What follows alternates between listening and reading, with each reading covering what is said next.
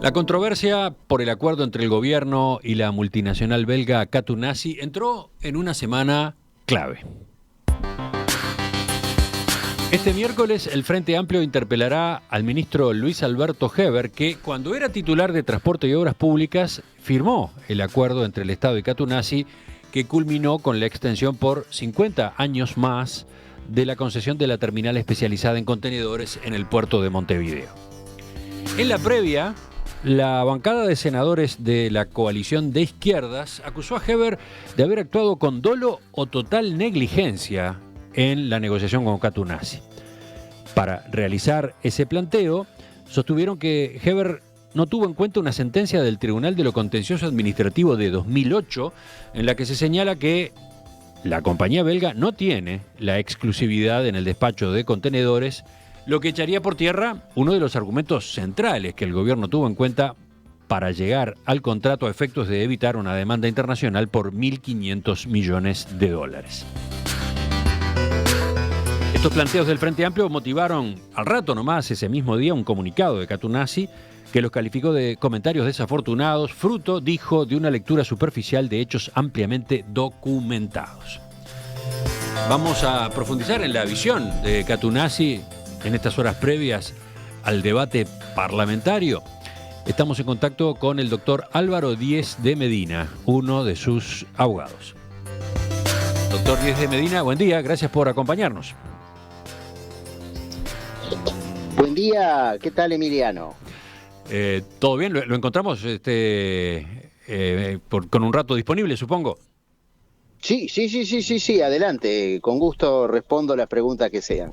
Esta sentencia del Tribunal de lo Contencioso no había aparecido hasta ahora en la conversación. Implicó un golpe de efecto fuerte. El Frente Amplio, digamos, sacudió el tablero con esta conferencia de prensa de la semana pasada. ¿A ustedes lo sorprendió? No, porque es además una mentira de que circuló, la de que era poco menos que sorpresiva. Fíjese que el 9 de junio de 2021 compareció la empresa Montecón ante la Comisión de Transporte y Obras Públicas del Senado.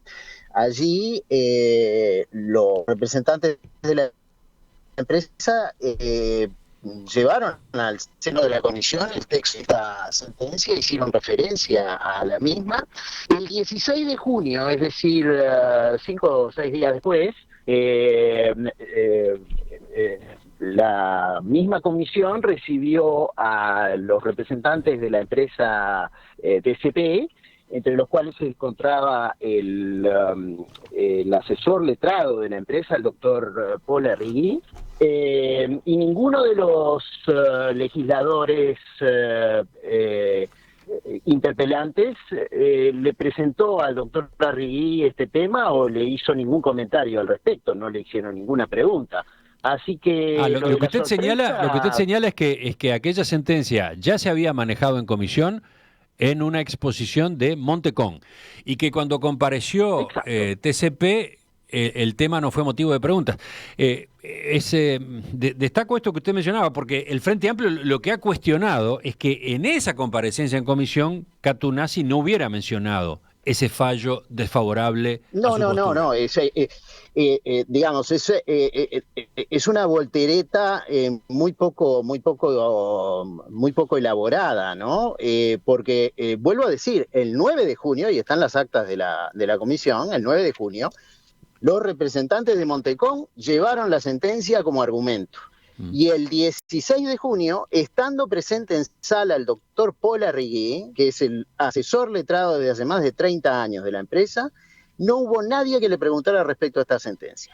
Bueno, el Frente Amplio lo que dice es que Katoenassi no ha actuado de buena fe, porque cuando asistió a la comisión del Senado hizo un raconto de toda la historia desde que llegó a Uruguay y su abogado no puso sobre la mesa ese dato, siendo que a él le había correspondido representar a Katoenassi en aquella demanda. Emiliano, ya está contestado. Están en las actas de la comisión. El 9 se habló de la sentencia, el 16 nadie preguntó al respecto. Y además, si lo hubiera preguntado, el argumento en realidad es al revés de lo que presentan a la opinión pública, que también es otra voltereta. Porque se refiere en primer lugar a un caso, y eso lo hemos explicado en un comunicado de la empresa, se refiere a un caso concreto que fue el llamado a una terminal multimodal que se hizo y que luego fue frustrado, ¿ok? Ese llamado fue impugnado por TCP. Pese a que luego se declaró frustrado y no se siguió adelante con ese llamado a licitación, la empresa igual continuó el proceso. ¿Por qué? Porque obtuvo una sentencia, y la sentencia es una sentencia que no anula el acto administrativo como pidiera TCP, no le dio a la empresa la razón, pero dejó abierta la posibilidad de que si la empresa se consideraba perjudicada, podía recurrir a la vía civil para exigir las reparaciones patrimoniales si entendía que había reparaciones patrimoniales. Y esa sentencia era lo que TSP precisaba a los efectos de completar el proceso previo a un arbitraje internacional. ¿Cuándo va uno a un arbitraje internacional? Cuando le dice al tribunal arbitral, mire, tribunal, a mí me han desconocido las garantías que me dieron para hacer una inversión. Me desconocieron el marco jurídico. Actuaron en forma arbitraria, discriminatoria y perjudicaron mis legítimas expectativas en esta inversión. Y entonces el tribunal le pregunta, ¿y usted qué hizo al respecto?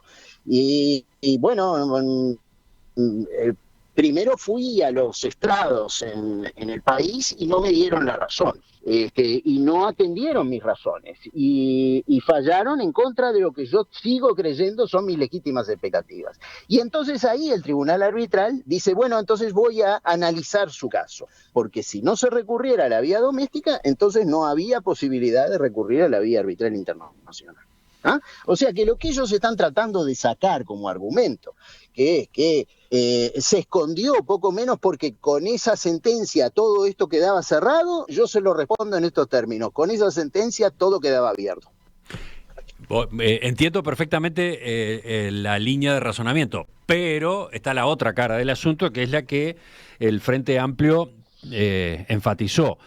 En esa acción de nulidad que Catunazzi presentó, alegó que tiene exclusividad para operar con contenedores, uno de los principales argumentos que luego emplearía para fundamentar la posibilidad de un litigio internacional contra el Estado y que el gobierno quiso evitar con el acuerdo firmado este año. Y resulta que a ese argumento el Tribunal de lo Contencioso Administrativo le dice que no, lo rechaza. Entonces, dice el Frente Amplio, hay un antecedente importante ahí. Sí, el antecedente importante es que el Tribunal de lo Contencioso Administrativo falló en desconocimiento de los términos de la Ley de Puertos 16.246, del decreto reglamentario del año 92 y del decreto reglamentario de las operaciones portuarias y de Capitanía de Puertos del año 94. Nadie puede esconder el hecho de que Catoen, TSP, la empresa, el consorcio público-privado que integra el Estado uruguayo y Catoen Nati, esa empresa tiene la operación exclusiva de la terminal de contenedores, de acuerdo a lo dispuesto además por el artículo 72 del propio decreto 183 del año 94, que establece que la operación de contenedores en el puerto de Montevideo se concentrará en un área especializada y que solamente esa área especializada podrá operar en contenedores y que las áreas públicas del puerto de Montevideo operarán en carga y descarga de contenedores cuando el área especializada no esté en condiciones de procesar una operación. Eso no se inventó, está escrito, es el artículo 72 del decreto 183/94. Que el Tribunal de Cuentas, el Tribunal de lo Contencioso Administrativo lo haya desconocido y no haya aceptado la argumentación de un decreto que se puede leer en internet, yo lo acepto, me parece totalmente legítimo y está dentro de las potestades del tribunal hacerlo. Ahora, que el Tribunal Arbitral Internacional entienda que eso es correcto, yo lo dudo mucho. Pero en todo caso, sí, Emiliano, ¿qué es lo que tenemos dice? Que estar agradecidos, ¿sí?, que esta puerta no se abrió porque el Poder Ejecutivo concluyó un acuerdo con Catoenati que hizo inviable la vía arbitral. Y lo hizo dándole continuidad a un proceso de conciliación con la empresa que se inició no bajo la administración Lacalle, sino bajo los últimos meses de la administración Vázquez. Es decir, que íbamos indefectiblemente a la vía arbitral. Y lo íbamos no en razón de esta sentencia, que como le digo, es solamente de procedimiento su importancia. Lo íbamos porque en el año 2009 se dispuso un llamado a licitación internacional para la construcción de una segunda terminal de contenedores, que finalmente resultó inviable porque en 8 minutos que duró la subasta no se presentó una sola oferta, y que demostró una vez más que la segunda terminal de contenedores, que de hecho opera en los muelles públicos con el subsidio del Estado y el consentimiento de la entonces gestión que estaba al frente de la Administración Nacional de Puertos, permitió un apartamiento de las normas. Y ese apartamiento de las normas en favor de Montecón era lo que fundamentaba el anuncio que hizo la empresa de su intención de acudir al arbitraje internacional. A ver, de nuevo, vamos a ir por partes. Yo retomo la línea argumental del Frente Amplio. El Frente Amplio destaca que el TCA descartó que TCP tenga exclusividad en la prestación de los servicios con contenedores, que es el origen de toda esta controversia. El TCA sentenció al respecto. El marco normativo que rige la prestación de servicios portuarios indica como principio guía la prestación en régimen de libre concurrencia. Esa es una de las frases del escrito, que a su vez hace una serie de citas, ¿no? Según el Frente Amplio, ese laudo echa por tierra uno de los argumentos del gobierno para firmar el acuerdo con Catoenasi, que era eso, de que las actividades de operación de contenedores deben estar concentradas en las instalaciones especializadas a ese fin. Emiliano, interrumpo. Volvamos a lo que acabo de decirle. El sentido de esa sentencia. El efecto práctico de esa sentencia era llevarnos al Tribunal Arbitral Internacional.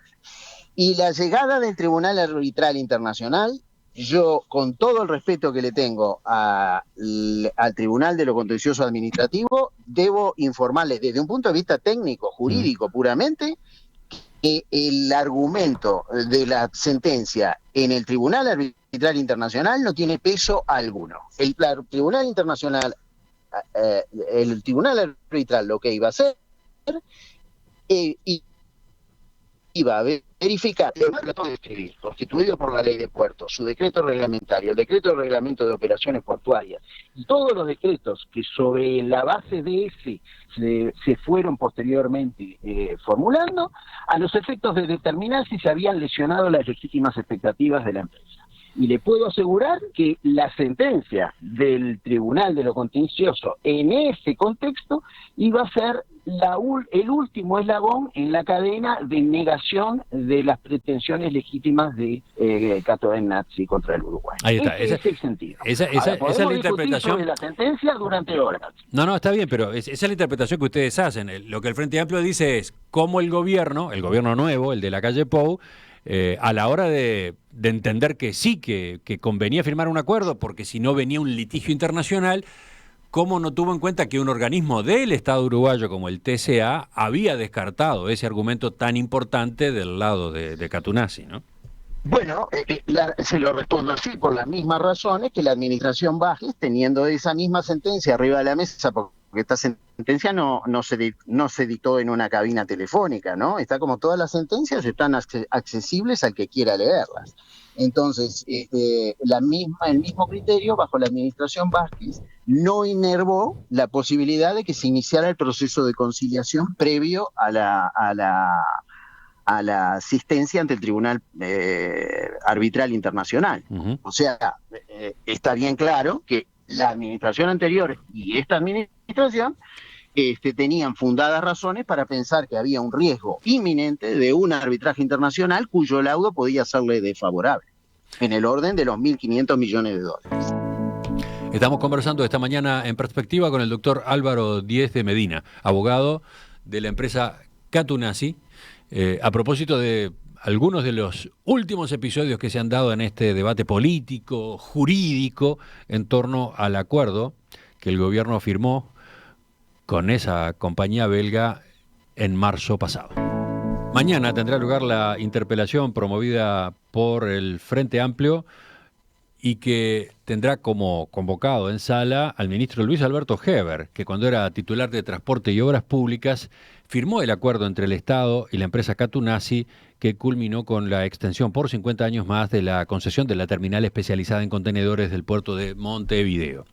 En las horas previas a ese debate estamos conversando con Álvaro Díez de Medina, abogado que representa a justamente Catunasi. Yo le preguntaba a propósito de esa advertencia que hizo Catunasi en cuanto a que en su conferencia de prensa de la semana pasada el Frente Amplio omitió mencionar graves irregularidades administrativas que la firma viene denunciando desde el año 2016.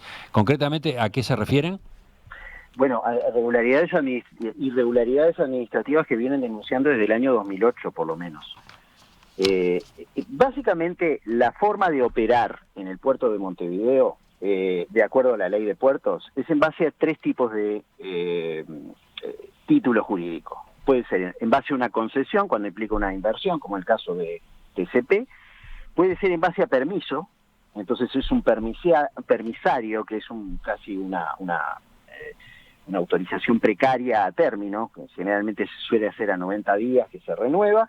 Y luego puede ser en base a una autorización, que es básicamente una autorización para actividades puntuales.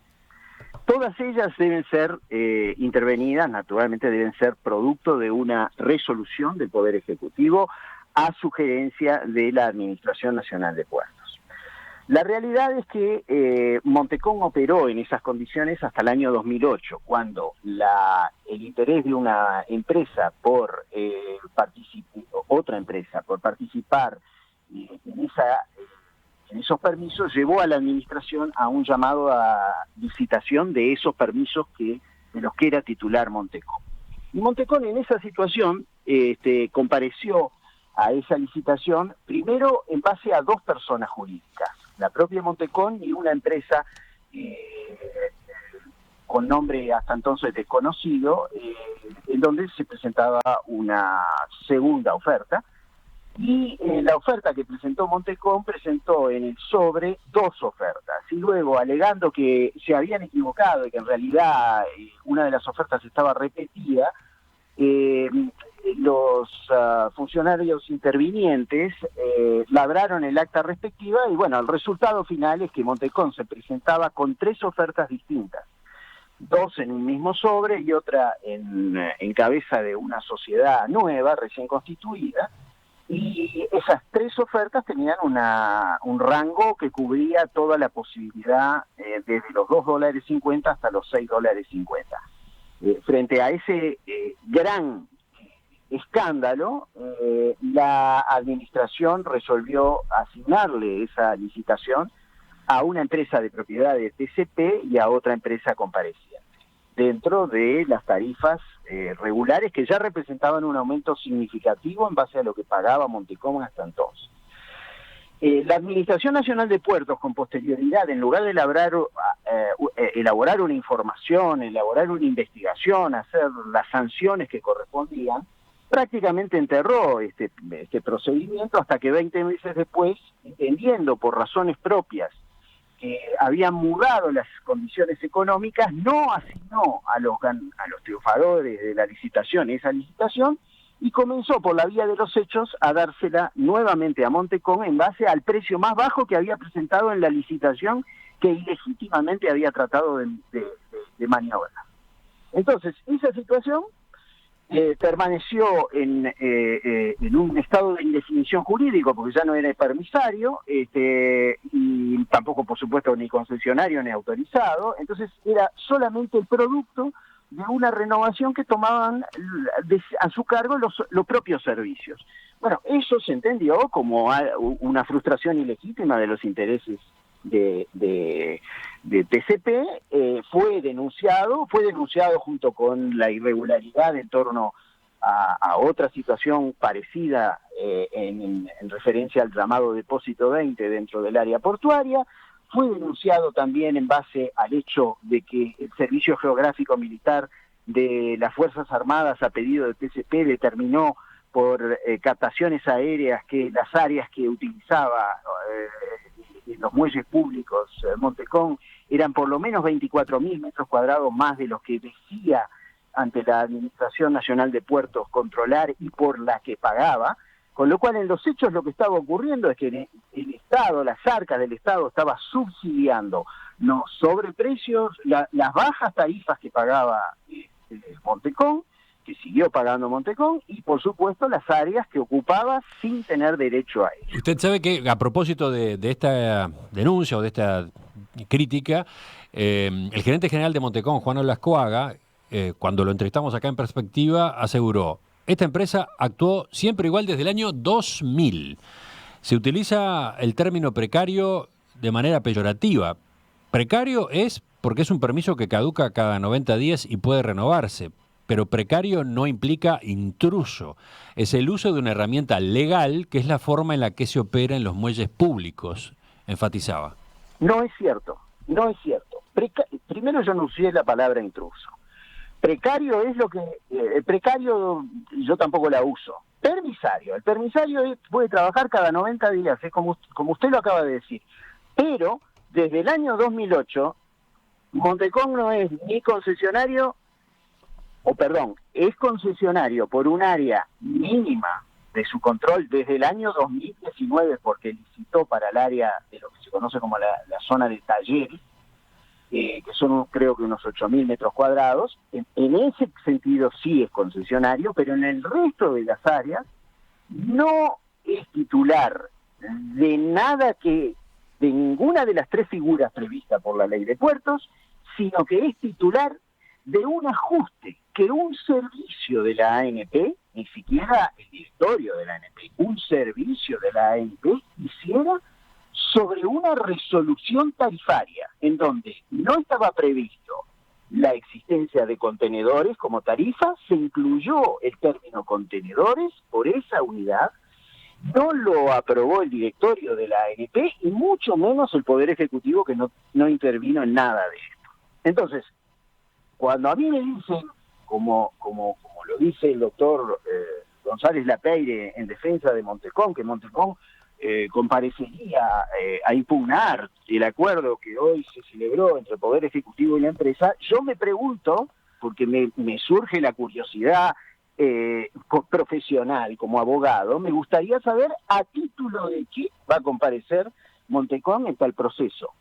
¿A título de qué? No es concesionario, no es permisario, no está autorizado. Hablan de un almacenaje, que es un término que inventó esa unidad de la ANP, que es una unidad más de la ANP en una resolución que se refiere a las tarifas. Entonces, o sea, si entiendo el planteo, lo que ustedes dicen es que aunque TCP no tuviera exclusividad para la operativa con contenedores, los permisos en base a los cuales desarrolló su actividad con contenedores Montecón eran irregulares, eran ilícitos. Son ilegítimos, sí, no tienen legitimación. Es que yo realmente me pregunto por qué razón se recurrió a una... obviamente debe ser un mal asesoramiento, porque Montecón tiene todas las posibilidades de operar regularmente en los muelles públicos.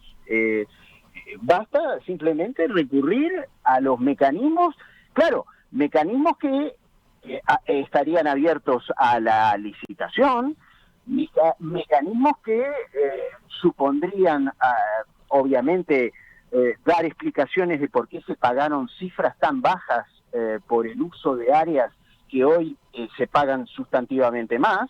Para que tenga idea, la de 2008 salió la licitación a $3.50 al metro cuadrado, y hoy en la concesión de esa área que yo le digo en torno a los talleres, creo que se paga alrededor de $25 el metro cuadrado. Entonces me gustaría saber claro, a todo el mundo le gustaría saber, y esa transferencia de dinero que se hizo de las arcas públicas al subsidiar el precio que pagaba Montecón por la ocupación de esas áreas, ¿quién la va a explicar? ¿Responsabilidad de quién es? Es una seria irregularidad. Y esas irregularidades culminaron todas ellas en el año 2009, cuando se hizo un llamado público internacional para la construcción de una segunda terminal de contenedores. Esa segunda terminal de contenedores especializada está en violación de los términos de la concesión que se le diera a TCP en el año 2001, en base al artículo 72 que yo le acabo de citar. Entonces, si Montecón estaba tan interesado en la gestión exclusiva de los muelles del Estado, que está prohibida por ley, y que en los hechos era su objetivo, una segunda terminal de hecho, si estaba tan interesado, ¿por qué no compareció en esa licitación internacional a presentar su oferta? Licitación internacional que terminó en 8 minutos sin la presentación de una sola oferta. ¿Por qué razón? Bueno, por la misma razón que hoy estamos celebrando este acuerdo.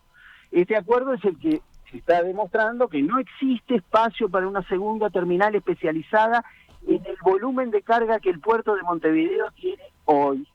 Entonces es necesario este acuerdo, es necesario la especialización para que el puerto tenga la escala de puerto hub que permita, como lo permite el acuerdo, que haya un segundo llamado para una terminal especializada una vez que se alcancen determinados volúmenes de carga.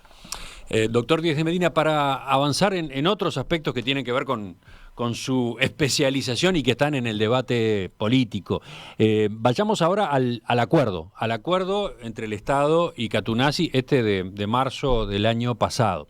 Desde la oposición, y no solo desde la oposición, bueno, también lo hace Montecom, también lo hacen algunos expertos, se califica ese documento como inconstitucional y más, pero sobre todo inconstitucional. ¿Por qué? Porque consagra un monopolio sin norma legal habilitante. Se lo hace de forma administrativa. ¿Qué responden ustedes a esa crítica que ahora el Frente Amplio refuerza utilizando la sentencia aquella del Tribunal de lo Contencioso Administrativo del año 2008 que argumentaba en esa dirección? La alegación de inconstitucionalidad no es exactamente así como usted lo acaba de decir. Es en referencia al artículo 51 de la Constitución que establece los límites a las concesiones de servicios públicos. La concesión sobre eso es que argumentó el doctor González Lapeire en favor de su cliente Montecón. Y esa alegación del doctor González Lapeire yo se la respondí el domingo pasado en una carta a los lectores del diario El País, porque TCP, hay que entenderlo, no es titular de una concesión de servicio público, es titular de una concesión de una obra pública, es decir, que sobre terrenos que pertenecen al Estado, como es el área de la terminal especializada de carga, sobre esos terrenos se concede la construcción de una obra pública y entonces no se aplica el artículo 51 de la Constitución. Es decir, no hay inconstitucionalidad alguna. De todos modos se consagra un monopolio. No se consagra un monopolio y creo que dedicamos los 10 primeros minutos de nuestra charla a que le explicara por qué. ¿Podemos repasar? Repasarlo, sí, claro. Es decir, si usted toma el marco legal, el marco regulatorio, es decir, la ley de puertos y todas las normas que yo le acabo de citar, ¿cuál es el retrato que nos queda? Nos queda el siguiente. El puerto de Montevideo es único. ¿Sabe? Le voy a pedir que hable más cerca del teléfono o más cerca del micrófono del teléfono, a ver. Hola, ¿ahora? Ahí lo escucho bien. Mejor, sí. Si tomamos todas esas normas, el retrato que nos queda es este. El puerto de Montevideo es único, es un puerto libre, es un puerto en donde los operadores brindan servicios en régimen de libre concurrencia. Al mismo tiempo es un puerto donde por razones de escala, de productividad y de eficiencia, se establece la posibilidad de otorgar áreas especializadas. Las hay en términos de área de pasajeros, la terminal de buquebús, las hay para UPM, las hay para granos, chips, en fin, por lo que la administración lo decida, por razones de escala y de eficiencia, puede haber áreas especializadas. De hecho, la norma reglamentaria establece que en el caso de la terminal especializada de contenedores solamente habrá una y, como le acabo de decir, operarán los muelles públicos solamente cuando la terminal especializada no pueda procesar carga. Esa es la norma. La libre concurrencia, entonces, se garantiza a quienes, al resto de los operadores de servicios portuarios que brindan esos servicios portuarios a las distintas terminales especializadas y a los muelles públicos. Quiere decir que si mañana, por su posición preeminente, TCP le dijera a usted, Cotelo, los contenedores que usted me manda, me los tiene que mandar en mis camiones, no me los puede mandar en los camiones suyos, entonces eso sería ilegal. ¿Por qué? Porque la ley de puertos garantiza la posibilidad de que haya operadores brindando esos servicios en libre concurrencia, y yo, por mi posición preeminente, no le puedo imponer ni los servicios de refrigeración, ni los de almacenaje, ni los de transporte, porque ahí sí estaríamos en una situación de monopolio de hecho, como la que funcionan en los muelles públicos a favor de Montecón hoy. Entonces, ese es el retrato hablado de lo que es el régimen jurídico de la operación del puerto. Lo cierto es que con el acuerdo firmado en marzo, en el reglamento de atraque se le da absoluta prioridad a TCP, a la operativa en TCP para aquellos barcos con contenedores, salvo que la capacidad de TCP esté ampliamente cubierta, ¿no? Eso no es el reglamento de atraque, ese es el artículo 72 de la ley del decreto reglamentario de las operaciones portuarias del año 94. Lo que el acuerdo hace es corregir la desviación que la ANP en irregularidad dispuso al modificar el reglamento de atraque de tal manera que, llegando un portacontenedor al muelle público, y por lo tanto multimodal, como es un muelle público, si allí hubiere un barco de otro tipo, pesquero o de pasajeros no podría, pero si hubiera otro barco que estuviera descargando chips o lo que diablo fuera, el reglamento de atraque preveía que ese barco debía retirarse de inmediato del muelle y aceptarse de inmediato al portacontenedor.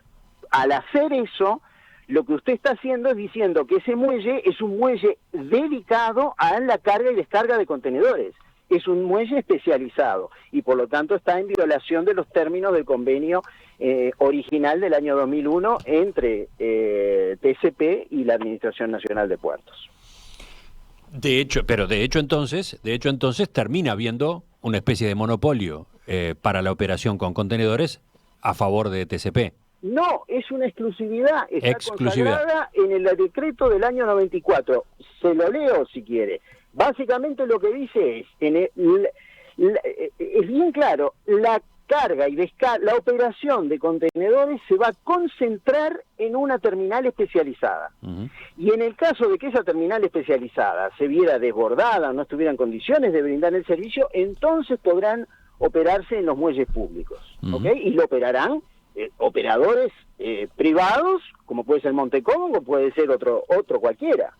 Ahora, usted ha visto que el Partido Colorado está sugiriendo dentro de la coalición de gobierno que se apruebe una ley para blindar el acuerdo. Sí. ¿Qué opina de esa solución? Porque desde el Frente Amplio sostienen, ahí hay implícito el reconocimiento de que el acuerdo es débil desde el punto de vista jurídico. Bueno, primero, el Partido Colorado creo que ha modificado su posición inicial, y porque ha entendido finalmente que la ley no sería necesaria. La ley sería necesaria si realmente estuviéramos en el caso de la concesión de un servicio público. Por ejemplo, concesionar los servicios portuarios. Si la ANP concesionara sus servicios en el puerto de Montevideo. Como no ocurre eso, lo que hay es una concesión de una obra pública, y eso no está alcanzado por el artículo 51 de la Constitución. Bueno, en ese caso no sería necesaria la ley, y creo yo que los legisladores que en su momento propusieron esta iniciativa hoy la están descartando. ¿Usted ha tenido conversaciones con esos legisladores? No, directamente no, pero me han llegado ya comentarios de que ya no están tan entusiasmados con la idea. De todos modos, en declaraciones muy recientes, el diputado Pepe Pasqué ha dicho, bueno, si hubiésemos participado de las negociaciones habríamos hecho nuestros aportes, en fin, ahora está el hecho consumado y es necesario que la nueva situación funcione de la mejor manera para el país. No va a haber competencia, el Estado tiene que regular tarifas. A los exportadores y a los importadores hay que asegurarles tarifas razonables, competitivas. Tiene que estar el Estado regulando porque no podemos dejar que una empresa actúe sola, sin control alguno, hasta el año 2081. Son palabras textuales de Pasquet, ¿no? Bueno, ¿Qué dice usted sobre un mecanismo como este? Ahí hay varios conceptos mezclados, ¿no? Ahí hay varios conceptos. Primero, si fueron consultados o no fueron consultados, eso es un tema político, ese no le corresponde a la empresa comentarlo, ¿ok? Esos son los temas internos de la coalición de gobierno. En lo que tiene que ver con el tema tarifario, es totalmente desencaminada la apreciación, por cuanto las tarifas son aprobadas siempre por la ANP. Es decir, y acá hay otra confusión.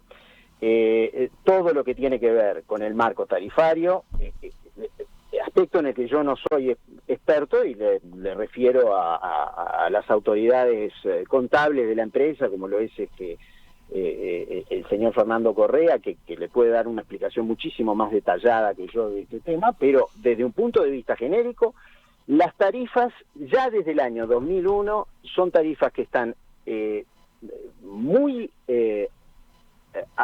condicionadas a topes máximos, porque así lo impuso el gobierno de la época en el contrato que se firmó con TCP. Están absolutamente reguladas, son aprobadas por la Administración Nacional de Puertos y han tenido a lo largo de los últimos años un impacto negativo como consecuencia de la existencia de una segunda terminal de contenedores de hecho, que no existe de derecho, y en la cabeza de Montecón, que ha llevado a que el tráfico de contenedores que supuestamente debía ir a la terminal especializada empezó a desflecarse en algunos casos hacia la terminal de Montecón, hacia los muelles públicos que operan como terminal de hecho. Entonces, el impacto sobre las finanzas de la empresa, el hecho de que la empresa estuviera desde el año 2009 en virtual conflicto con su socio, entre los socios, es decir, entre Catoen Natí y la ANP, bueno, llevó a una desinversión y eso impactó negativamente en las tarifas. ¿Qué es lo que ahora hace el acuerdo? El acuerdo retoma el espíritu del año 2001, estableciendo máximos y mínimos, y establece en lo inmediato una rebaja tarifaria que ya ha sido acordada en el mes de abril pasado y que creo que va a empezar a regir efectivamente ya a partir del mes de septiembre, y que va a tener incidencia distinta según la naturaleza de la carga, pero que en carga refrigerada va a tener un gran impacto, y al mismo tiempo establece una escala adicional una vez que se alcance determinado número de servicios en donde se va a poder rebajar un adicional de 10% sobre esas mismas tarifas. Quiere decir que el impacto general, lejos de ser el que acaba de leerme usted en boca del diputado Pasqué, va a ser un impacto de rebaja global de las tarifas. Sí, ahora, tiene 2 minutos más porque creo que usted estaba ya con la agenda un poco complicada, pero me gustaría consultarle lo siguiente. Usted señalaba, yo no soy experto en tarifas, no quiero que me conteste sobre el fondo de este asunto, pero veía, por ejemplo, en esta columna que publicaron ayer los economistas Valcorba y Polgar en La Diaria, Ellos resaltan, según calcula CPA Ferrer en su informe encargado por Catunasi, la rebaja de tarifas a exportadores comprometida en el acuerdo será como máximo de 13,9% respecto de las que cobra en la actualidad su competidor Montecón, en tanto que en otros casos las tarifas se mantienen igualmente 30% por encima. Además, la rebaja de tarifas alcanza solo a 7 de los 33 conceptos por los que hoy se cobra. Pero además, TCP puede perforar el acuerdo compensando esas rebajas con otras subas, ya que existen conceptos sin tope. Además, puede crear libremente nuevos conceptos para cargar en la tarifa sin necesidad de contar con autorización de la autoridad portuaria como se requería hasta el momento. Por último, y muy relevante, los importadores quedan totalmente por fuera de la rebaja de tarifas, no tienen beneficio alguno.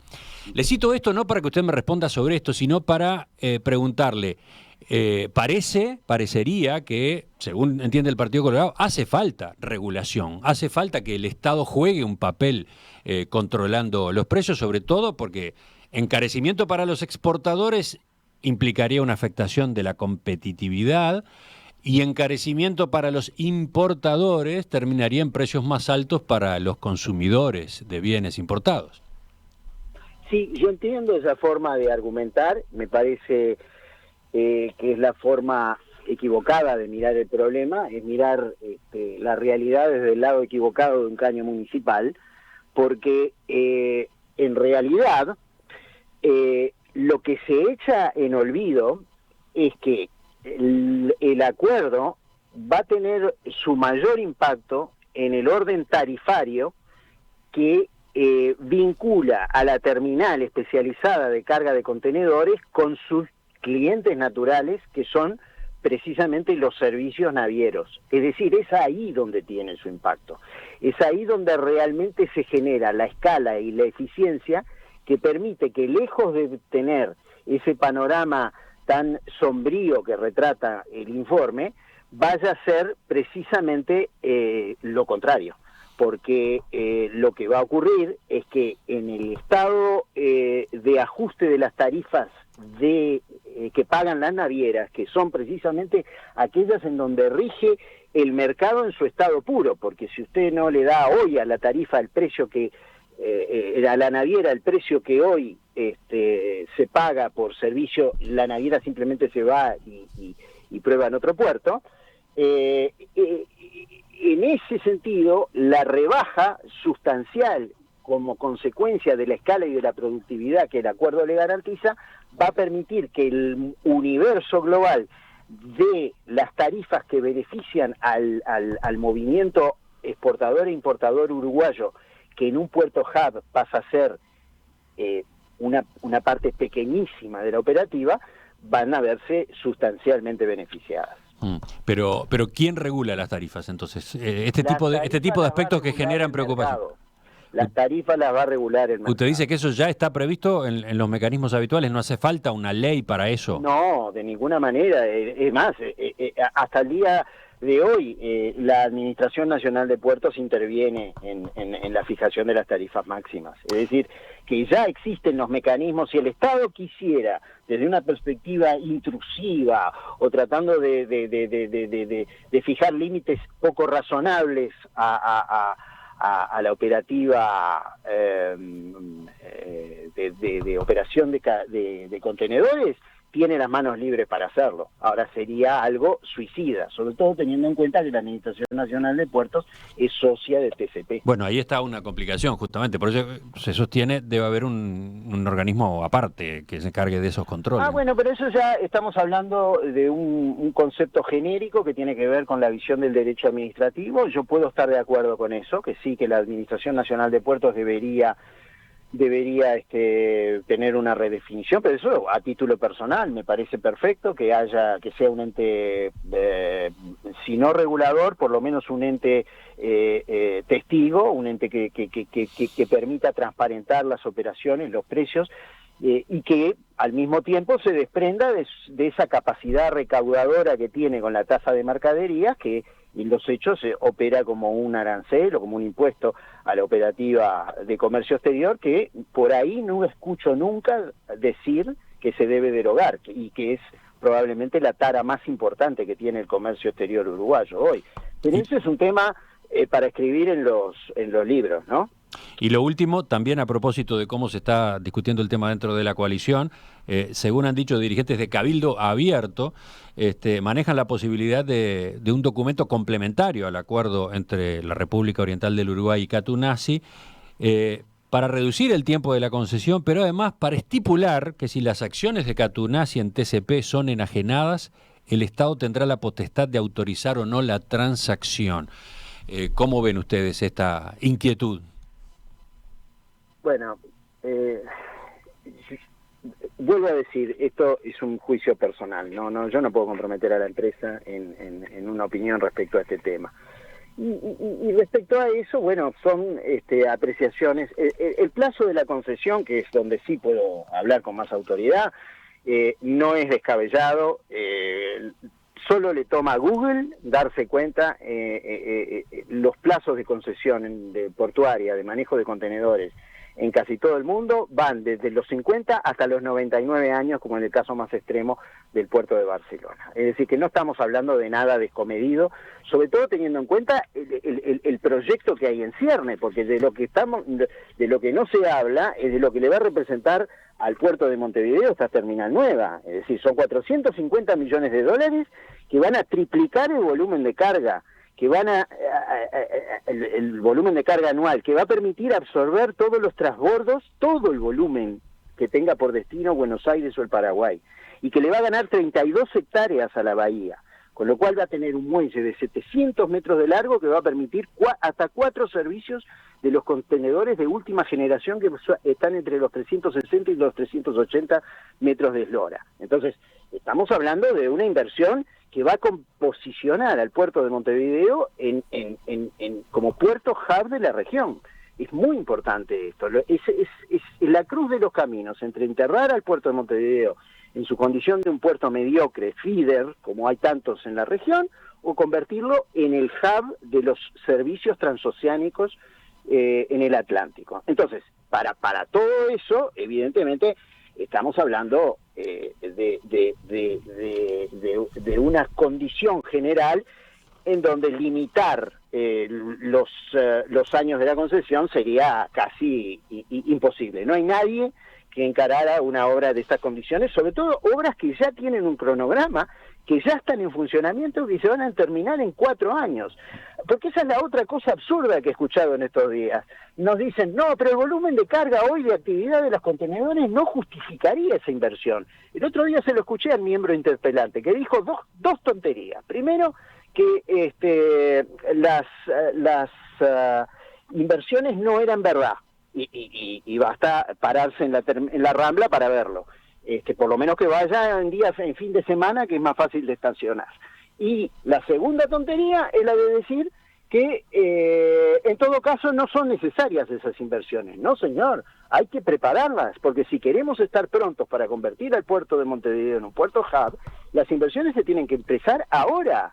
Y además representan una actualización total de la terminal tal como está construida, porque tiene que adaptarse a esta nueva extensión que se va a hacer. Y la otra parte del planteo de Cabildo Abierto, que tiene que ver con eso, que es una sospecha que circula, de que Catunasi habría presionado al Estado y habría logrado la prolongación del acuerdo con esta seguridad de tener la prioridad para el manejo de los contenedores a efectos de aumentar el valor de sus acciones y encarar después la venta con grandes ganancias. ¿Qué responde? Eso yo no estoy en condiciones de responder por la empresa eso, pero estoy hablando de una de las empresas más grandes del mundo en materia de gestión portuaria, ¿no? Estamos hablando de la empresa que gestiona el puerto de Amberes, tiene más de 17.000 empleados. Resulta un poco ofensivo pensar que este acuerdo se hizo porque va a tener un impacto en la valoración global de esta empresa. No, plantearlo es ya contestarlo, ¿no? En 2017 inició Catunasi un proceso de venta. De esta terminal, de las acciones de TCP.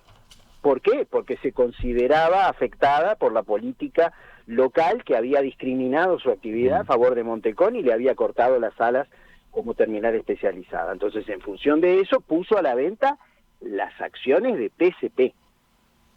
De TCP. Sí, las acciones de Catunasi en TCP. De Catunasi en TCP, exactamente. Sí, por eso. Y eso es lo que ahora se procuraría pasara por una autorización del Estado en caso de que estuviera en juego. Eso es lo que dice Cabildo Abierto. Bueno, bueno, podría ser la posición de Cabildo Abierto, no lo sé. La verdad que no me corresponde a mí comentar la posición de Cabildo Abierto. Yo entiendo que no hace sentido,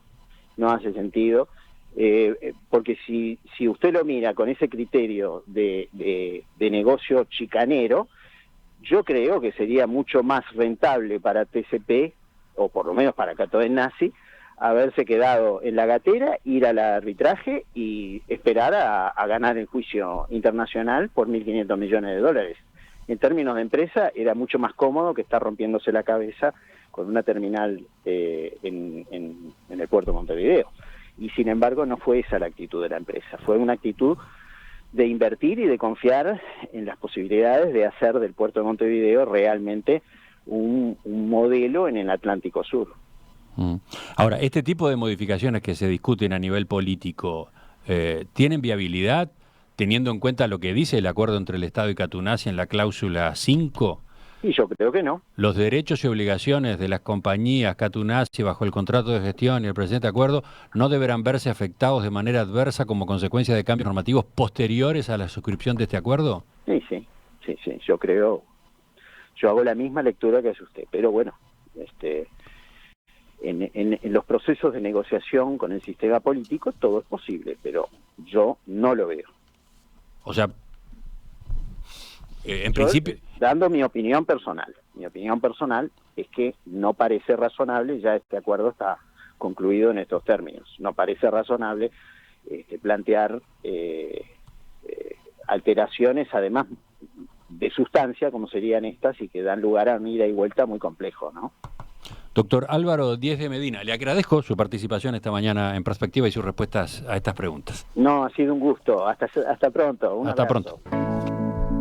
El tema sigue arriba de la mesa, estará en estos días en varios enfoques, en varios espacios del programa, por la vía de las entrevistas, sumadas a las que ya hemos hecho en meses previos, y en las tertulias, claro, las de el jueves en adelante, sobre todo, cuando ya se conozca el resultado de la interpelación.